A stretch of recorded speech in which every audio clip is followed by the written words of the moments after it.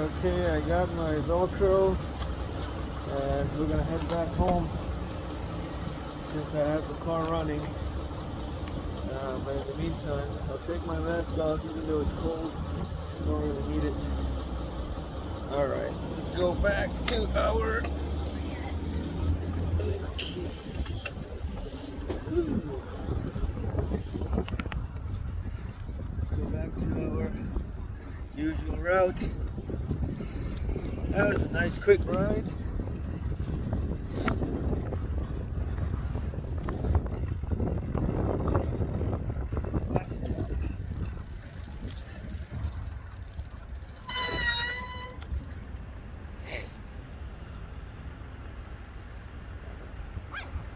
Lift this up a little bit.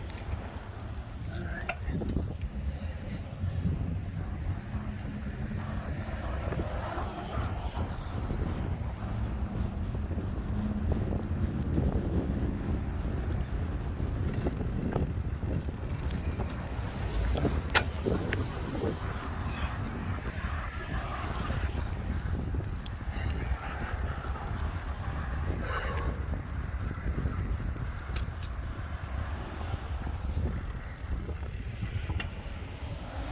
So, back on 25A, I need to switch sides because I'm going against traffic right now. And you need to go with traffic.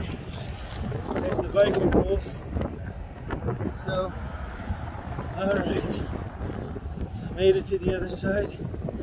Oh boy, this is uphill.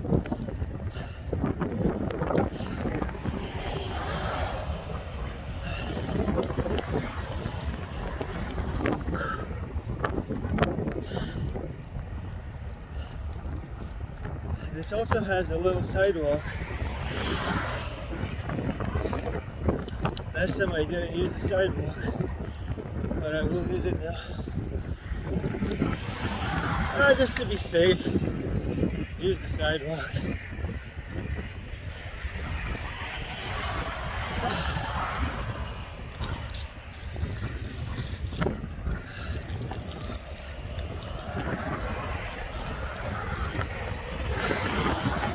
I better go back to...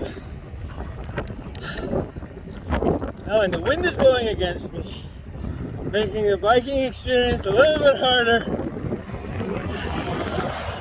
But truly, it really is a workout. And even if it's really cold, I remember last year, in the middle of dead winter, before the pandemic, I was taking out the bike and it was cold, but I had my ski mask on, I had my helmet, I had some earmuffs, my gloves, which I'm not using today because it's not yet negative 30, negative 0 I should say.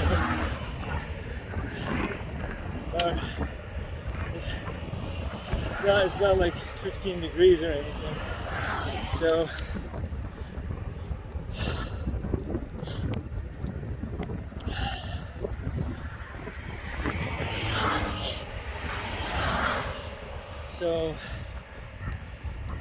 I was reading an article about omni-violence. I read the whole article, and I think the authors or the writers of that article are a little bit exaggerating about what will happen, and drones or mini drones carrying bullets. It just didn't make any sense. It was a stupid article, but I guess anything's possible. It sounded like it came out of some kind of science fiction novel. Omni-violence.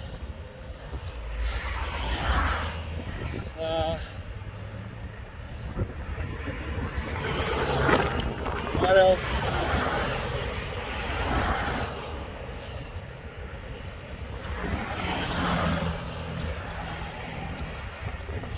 Well, I was looking up some other YouTube videos, and I came across one that is sort of like a house building video, but it's in the Philippines. And there's a community called Tierra Maria Estates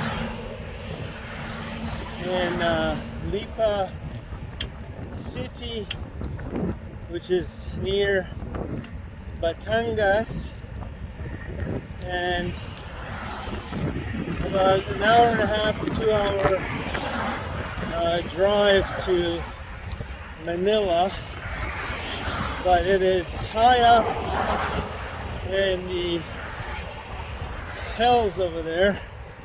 It says that it's the third highest city in the entire Philippines. I believe Banaue and Baguio are probably the highest places, and it's colder over there. And the rice terraces, which I have been to in Baguio, or Banaue I should say, are magnificent and must see place. I saw that place in 1999 or 2000. I remember I took a bus from Manila, and it was about a 4.5 hour trip to Baguio, and then from Baguio was another bus ride which took another 2 hours to Banaue, where the rice terraces were. That was such a long time ago, I don't even remember if the rice terraces were in Baguio or Banaue. I believe it was in Banaue. But anyway, this place Lipa is in Batangas, which I have been to with a very good friend of mine. We were medical students at the time, and we went to Batangas, which was a bus ride from Manila to Batangas, which is about an hour I think it was, or maybe an hour and a half bus ride. But we wanted to go to the beaches there, where all the local Filipinos were accustomed to going, and we wanted to go there. Although most foreigners that were in the Philippines at that time all wanted to go to Boracay because of the white sand beaches and hotels and outdoor malls and many other water activities that they have there. And it caters to mainly, well, not just local Filipinos, but a lot of foreigners from all over the world go there.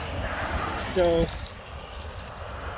all the foreigners that I knew wanted to go there, but we wanted to be different. We wanted to go to places where local Filipinos went to.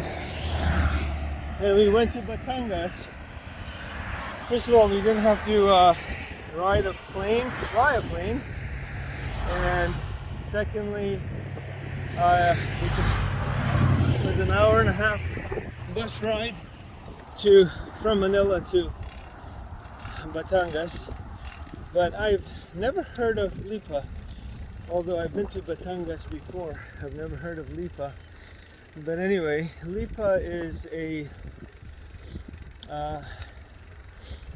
city in Batangas, and there is development going on over there for a retirement community mainly. And these properties are farmland, and are basically being sold to a lot of retirement retired, either expatriates or foreigners, and I guess local Filipinos too, for purposes of enjoying the weather of the Philippines, which is a tropical weather, and spending their time there in this community. So anyway, this TV, or no, I shouldn't say TV, it's a YouTube channel, mainly shown by a gentleman called James, who shows how he purchased his property, his lot, and built his home. And then each day that workers were coming, and then each step of the way, it was being documented in this channel. And so it's interesting. So my wife and I, we just love to watch any kind of home improvement or channels or YouTube channels. So we've been watching this for a while, and so that was an interesting thing. And I made an inquiry on how much, or how is the process if we wanted to do this one-shot deal of purchasing the lot and the house in one shot, so we don't have to deal with the hassles of being there and building it and documenting every single moment of its building. So I emailed James, and he emailed me back that for us, because I requested a smaller lot and a smaller house, but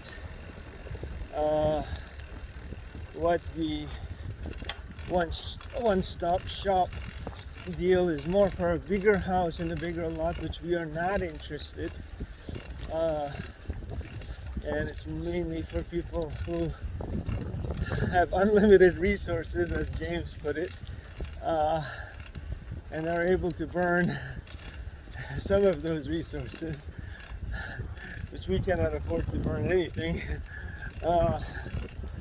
But anyway, he referred me to the local realtor, and those properties are running from 5,500 Filipino pesos, which is around, let me see, per square meter.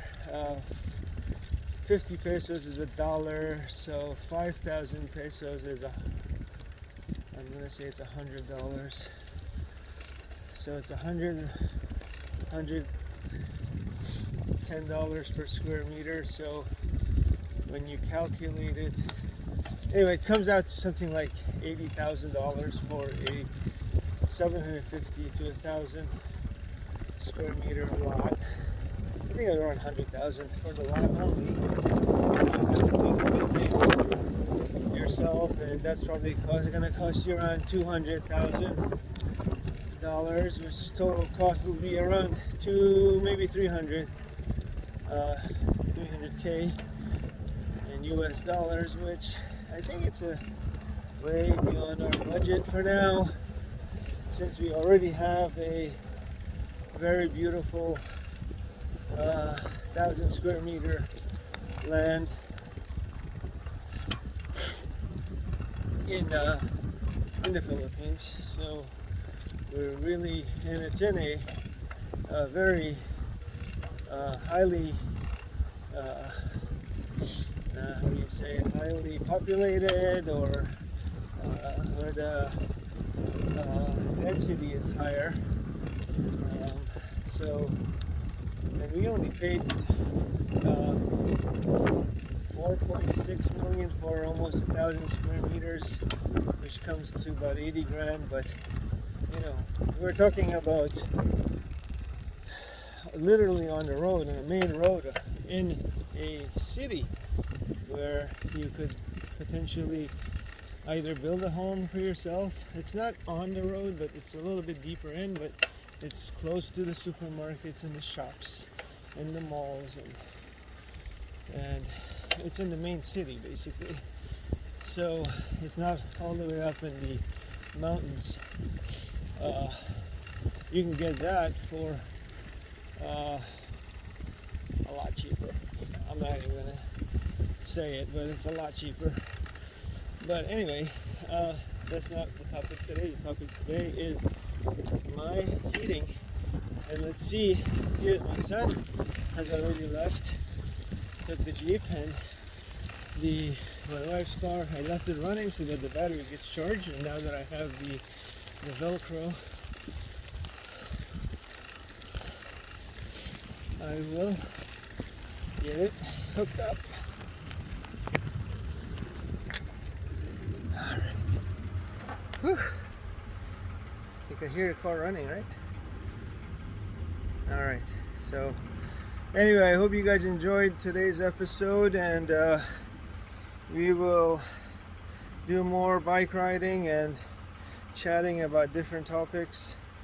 So for now, goodbye.